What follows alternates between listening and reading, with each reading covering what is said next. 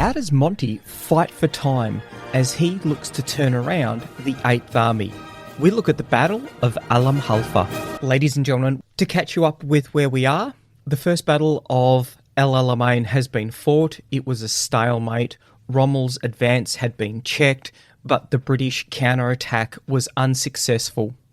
In early August, Churchill, with Chief of the General Staff, General Sir Alan Brooke, come out to Cairo. They meet with Auchinleck and decide to replace him. They're actually on their way to meet Stalin in Moscow as the critical Battle of Stalingrad rages. Churchill needs a victory to shore up support on the political front at home, and he's not convinced that Auchinleck is going to be able to provide that for him. Auchinleck had been preparing for a defensive battle. His appreciation of the situation was correct. Rommel would understand that logistically the 8th Army was only going to get stronger, whilst the Panzer Army Afrika was going to continue to struggle logistically. Rommel was looking to attack before the Allies would be ready to recommence their offensive operations. Rommel is now not in a good situation. How did he get to this position? What is it that he has done wrong that has led to being forced to commit an offensive before he is ready? I think that Rommel has failed to understand the place of the Western Desert Campaign in the context of OKW's strategy, and indeed German grand strategy. The end state for Germany in 1942 is winning the war against the Soviet Union. This needs to be done as quickly as possible because Britain is still in the war, and that is going to provide a base for the United States, which entered at the end of 1941. Germany doesn't have the resources to be able to fight a two-front war, so they need to knock the Soviet Union out as quickly as possible to be able to prepare to defeat Britain. To put this in the context of the Eastern Front campaign, August 23rd sees Wittersheim's 14th Panzer Corps entering the suburbs of Stalingrad and reaching the western bank of the Volga. Things up to this point are still going quite well for the German army on the Eastern Front. However, from Rommel's point of view, he needs to understand that the Eastern Front is the main effort. Rommel will be starved for tanks, artillery, reinforcements, fuel and ammunition, partially because his role is to tie down Allied forces, not to prosecute a great campaign. But even if the Panzer Army Afrika was the main effort, it would still be difficult to supply them because they are at the end of a very long supply chain, and that supply chain is being actively interdicted by the Allies.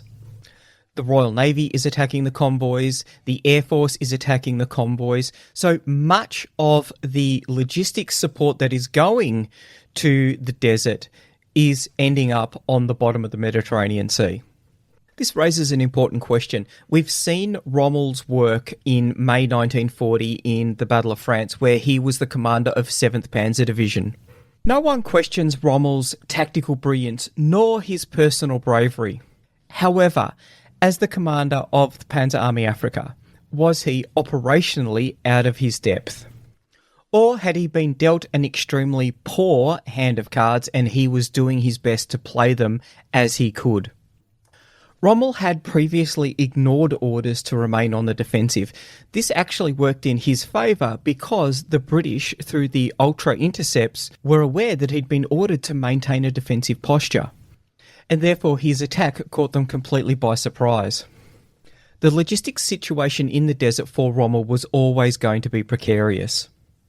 He had a convoluted command structure in between OKW and the Italian Comando Supremo, which Rommel would often exploit by going directly to Hitler when he received orders that he disagreed with. Rick Atkinson, in his book, Army at Dawn, talks about Rommel's audacity, tactical brilliance, and his personal style, but most importantly, he had an uncanny ability to dominate the minds of his adversaries. One indicator of the parlous supply situation with which Rommel finds himself is that by 1942, 85% of his transport was from captured vehicles. That gives you an indication of just how little resupply was actually coming to the Panzer Army Afrika. One thing that made Rommel's attack at Alam Halfa more difficult was the fact that on the 15th of August, Montgomery had taken over command of 8th Army. He would fight in a different way, which would be more difficult for the German and Italians to counter, and he was less likely to be dominated by Rommel's presence. This is part of the mastery of the role of a general in command that Montgomery brings to his position. He was convinced that there was one clearly superior general in the desert, and that was him, not Rommel. Rommel's plan for his attack on 8th Army was constrained by the fact that a lot of movement would need to be conducted at night because the Desert Air Force was edging towards air superiority. Troops in the open during the day, and remember, we're talking about the desert here, so there's nowhere that these troops, tanks, trucks can be hidden, are likely to receive increasing attention from the Desert Air Force. As an audacious commander, he was going to use offensive action as the main principle for his attack. He was going to seize, retain, and exploit the initiative. He believed that the defences in the south were not as strong as in the north, so he was going to attempt to get in between the southern defences and the Katara Depression. He planned a night attack to enable his engineers to get through the Allied minefields before dawn. Then his armoured units would be able to swing north and then threaten the 8th Army's supply lines. We've already seen in our Malaya campaign series that the British Army had significant problems when their supply lines were threatened. This was their withdrawal trigger. That withdrawal would then give the opportunity for Rommel to harass them and turn that withdrawal into a rout. The confusion and moral collapse would then significantly outweigh his lack of numerical superiority. Behind the Allied minefield to the northeast lays Alam Halfa Ridge, a ridgeline around 10 kilometres long running east-west. I'm going to include a really good map in the show notes, so definitely go and have a look at that because it paints quite clearly the Axis attack and the Allied counterattacks. Logistically, Rommel was being fed from 3 ports, Tripoli, Tobruk and Benghazi. Tripoli was the furthest away, 1,900 kilometres, so practically useless. Benghazi was not much closer at 1,300 kilometres. It was Tobruk at 640 kilometres that was the closest to Rommel's front line. However, 640 kilometres is still a significant difference, and it's important to remember that fuel needs fuel to be transported. So of all of the fuel that was getting in, a significant amount was used in moving that fuel to the front line. The situation was so desperate that Kesselring was attempting to fly fuel in. For the assault, Rommel had planned that there would be 240 kilometres or 150 miles of fuel available per vehicle. One of the critical logistics considerations that we need to be mindful of looking at the Battle of Alam Halfa and indeed Second El Alamein is the fact that that planning number is based on fairly good going. There were areas of the desert that were much harder going. Fuel consumption would increase considerably. So part of the knack of operating in the desert was to ensure that your columns would stick to areas that were good going. They wouldn't get bogged down in areas where the sand was a lot finer and a lot more difficult to get through. So on the night of the 30th of August, Rommel strikes out in the southern sector, the area that he thinks is less heavily defended. He's going to punch through as far as he can to the east, then he's going to turn north and threaten those critical Allied supply lines. It's a full moon. It's going to help with manoeuvring in the desert, and critically, it's going to assist the engineers as they try and clear those minefields. Unluckily for the Axis forces, their forming up positions are observed, and Fairy Albacores are tasked to conduct reconnaissance over the area. The Fairy Albacore, a moderately modern plane, its first flight had been in December 1938, and it was introduced into service in 1940. However, it's a single-engine torpedo bomber. It's actually a biplane. Designed as a replacement to the Fairy Swordfish, in this role it's being used for reconnaissance. reconnaissance at night, probably the only role that it was still suited for, given the changes in technology that had happened in such a short amount of time. As I said, originally a torpedo bomber, it's not conducting that role, it's actually dropping flares. And those flares are going to be used by RAF bombers and artillery to delay the German forces as they're working their way through those minefields. Obstacles should always be covered by observation and by fires because you can slowly, methodically clear a minefield. It's still quite risky, but that task can be made so much more difficult when there is artillery fire and bombers conducting missions against your position. The role that the RAF and the artillery does significantly slows the progress. Not only that, but the German plan is based off faulty situational awareness. They don't understand just how deep this minefield is. Not only that, but Monty has placed the 7th Motorised and 4th Armoured Brigades to cover the minefields as well. So their role is to inflict casualties, withdraw as required, not to accept decisive battle, and they are just making that obstacle crossing even more difficult. To give you an indication of the difficulties that the Axis is having as they cross these obstacles, General Walter Neering, who is the commander of the Afrika Korps, he is wounded, and General George von Bismarck, the commander of the 21st Panzer, is killed. Daylight on the 31st of August finds the Axis assault still delayed in the minefields. They're receiving flanking fire from the north from the 7th Armoured Division. At this point, by 0600, they were meant to have cleared the minefield and being able to push further east. It would be another 6 hours before they cleared the minefield, and at that point, Rommel decided to hook left early, so he was going to commence his assault up onto Alam Halfa Ridge further west than he wanted to. At 1300, both 15th Panzer and 21st Panzer divisions start to attack up onto the ridge. Up on the ridge, waiting for them, dug in, is the British 22nd Armoured Brigade. They've got 92 Grants and 74 light tanks. They are supported by anti-tank units which have got the new 6-pounder anti-tank gun. A significantly bigger gun, bigger range, firing a heavier round at a higher speed than the 2-pounder. Not only that, they are backed up by the artillery from the 44th Home Counties and 2nd New Zealand divisions.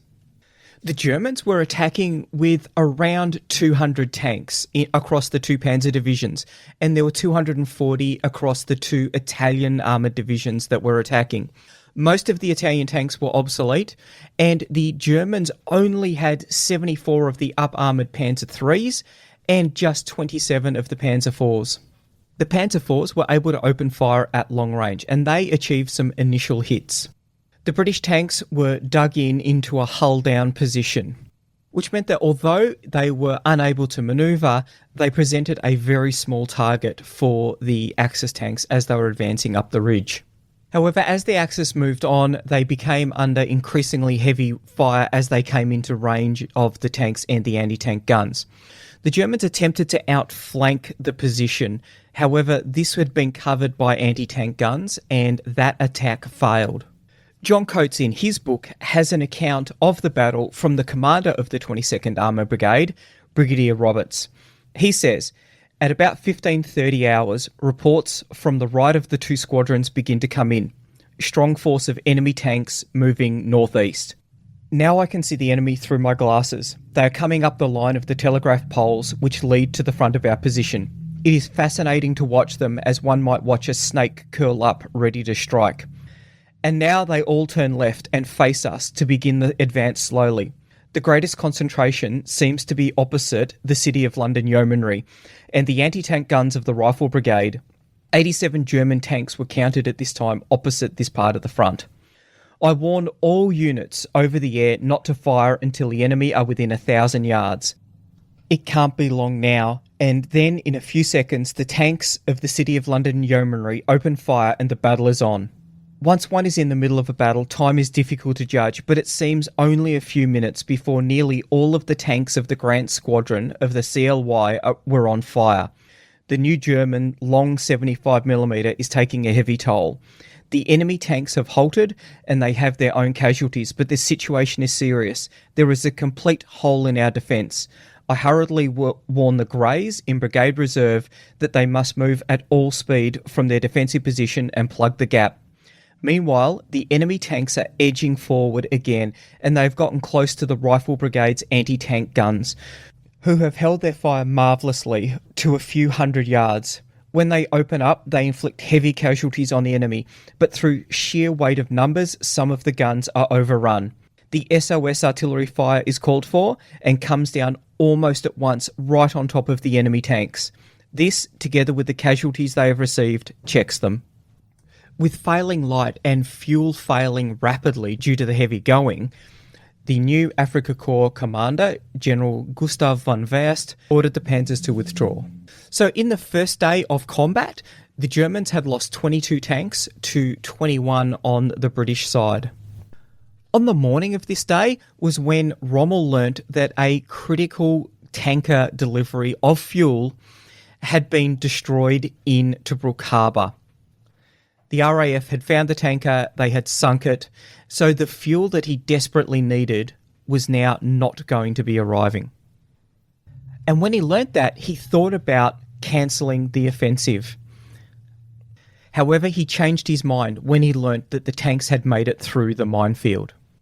On the night of the 31st, the Albacores continued to light up the night sky in order to support the Wellingtons, who were conducting interdiction missions against resupply convoys. Monty knew that the easiest way to defeat Rommel was to ensure that his tanks weren't able to manoeuvre, and so he was going to do everything that he could to deny them the fuel that they needed for mobility. Rommel, on the other hand, could see that the number of courses of action open to him was rapidly decreasing. The 1st of September sees Rommel again try to achieve the break-in, the breakthrough against 22nd Armoured up on Alam Halfa Ridge. Why did the attack fail? Partially because of the inability to achieve enough mass to be able to force 22nd Brigade off the ridgeline. Rommel had attacked only with 15th Panzer Division. What was the 21st Division doing? It wasn't moving because it didn't have enough fuel. We're really starting to see the effect of Montgomery's attempt to deny Rommel the fuel that he needs for mobility starting to bite. On the 2nd of September, Rommel realises that the attack has failed and he orders a withdrawal. That withdrawal takes some time to get going because some of the panzers are immobile due to lack of fuel. However, and this is one of the controversies of the battle, Montgomery does not order a rapid counterattack for the retreating and, in some places, immobile retreating Axis forces. However, on the night of the 3rd, he did launch a limited counterattack. This was Operation Beresford, and it commenced at 22:30 on the 3rd of September.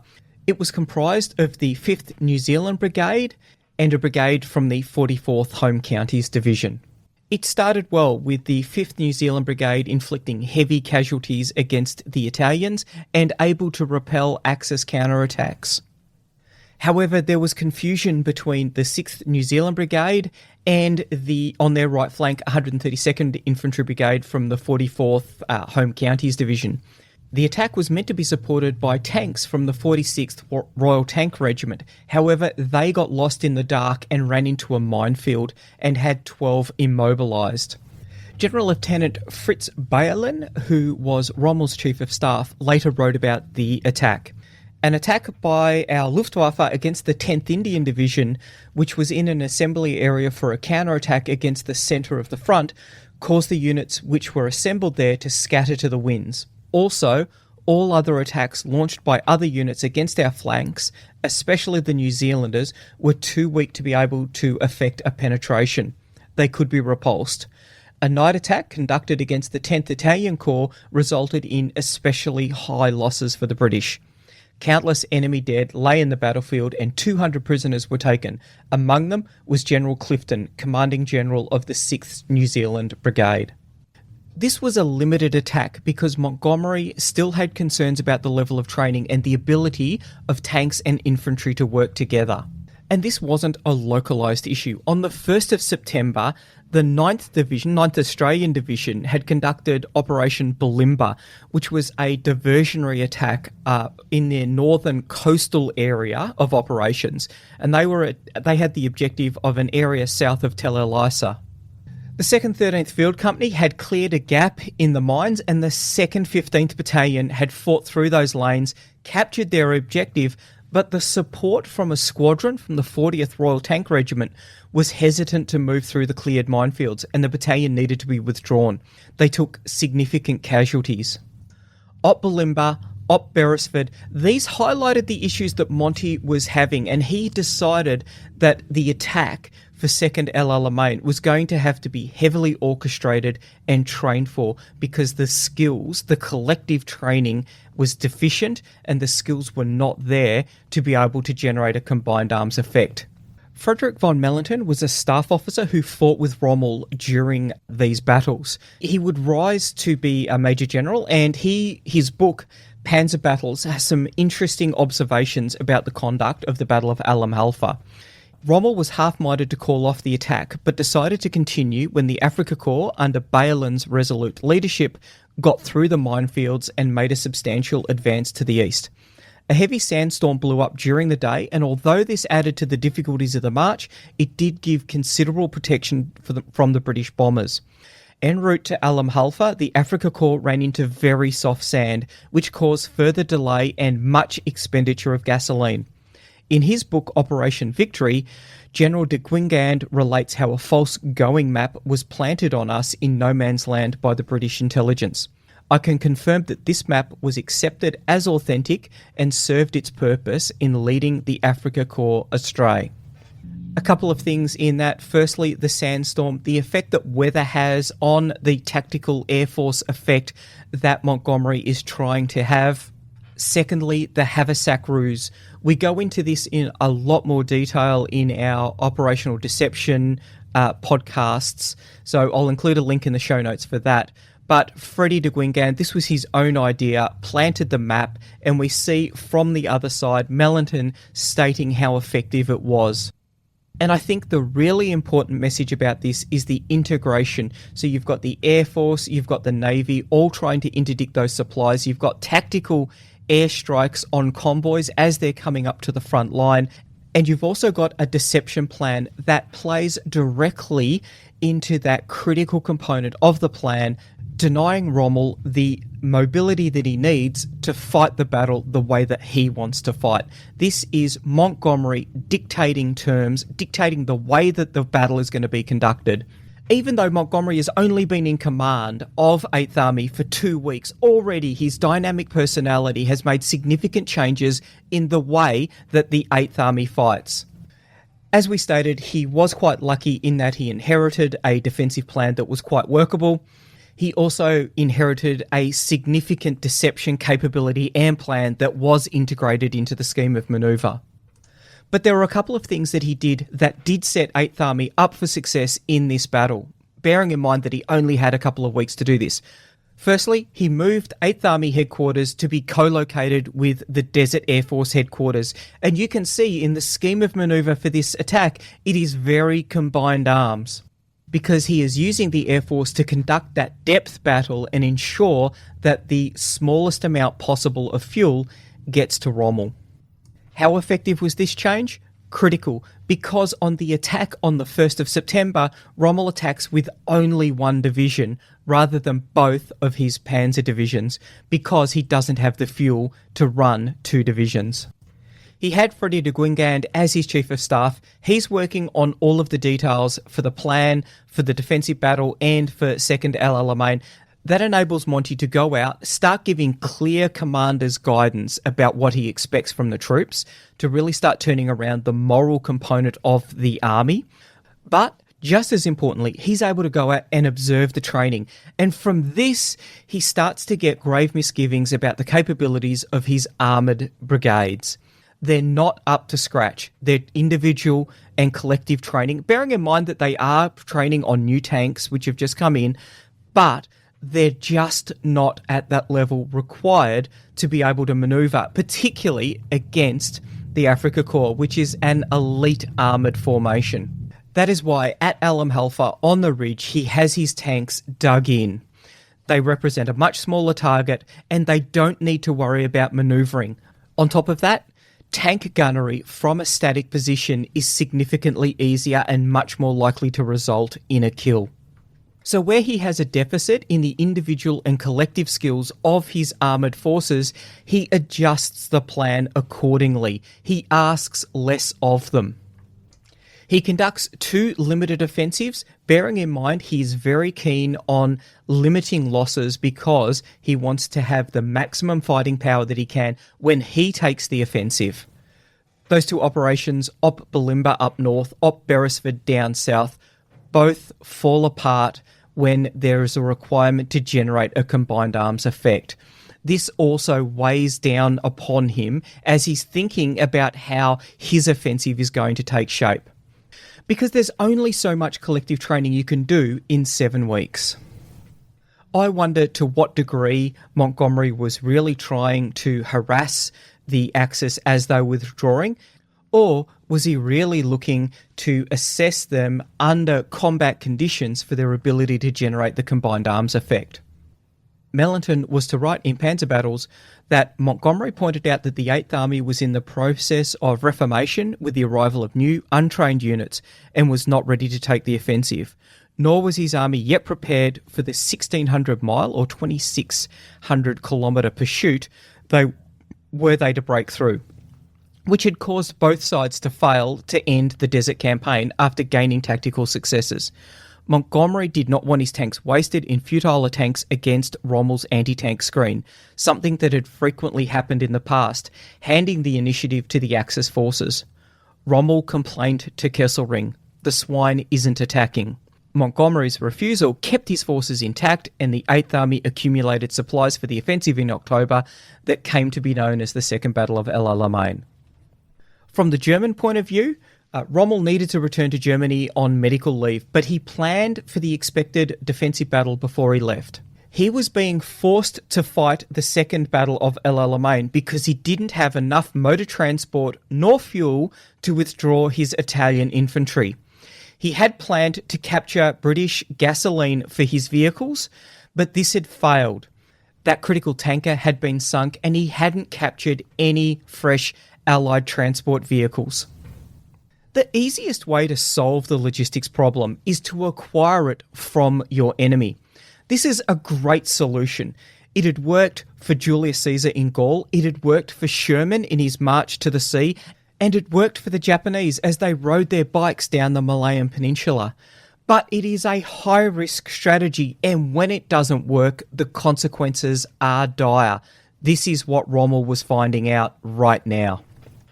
Rommel got his engineers to construct a Devil's Garden, defences consisting of 500,000 mines in 2 fields running north to south.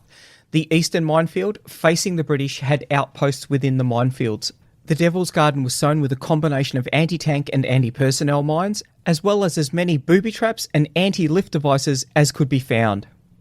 The main defensive position was in the western field. He corseted his German and Italian battalions, alternating one in between the other to stiffen the Italian resolve. The lessons from the German side were that the decision to attack on the 30th and 31st of August with a very insecure supply situation and the hope that 5,000 tonnes of fuel would arrive was risky.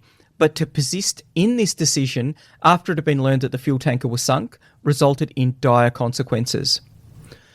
Once again, it had been proved that only fully motorised units can be used in the desert, and that when transporting fuel by air, due allowances must be made for the fuel that the transporting planes themselves will consume. We are now 7 weeks before the Second Battle of El Alamein.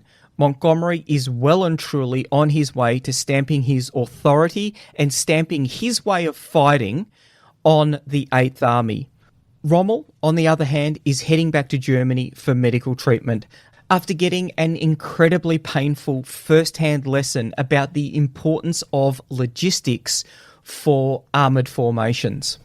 His inability to withdraw to a location of his choosing means that he is now decisively engaged. Not decisively engaged due to enemy action, but decisively engaged due to enemy action on his logistics support elements. We'll return next week to look at the Battle of Second El Alamein. What kind of plan is it that Montgomery comes up with in view of all of the information that he has got from seeing them fight during Alam Halfa?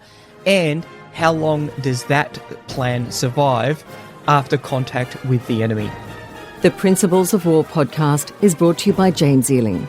The show notes for the Principles of War podcast are available at www.theprinciplesofwar.com for maps, photos and other information that didn't make it into the podcast.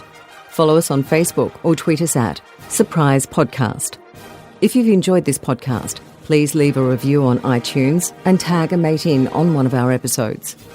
All opinions expressed by individuals are those of those individuals and not of any organisation.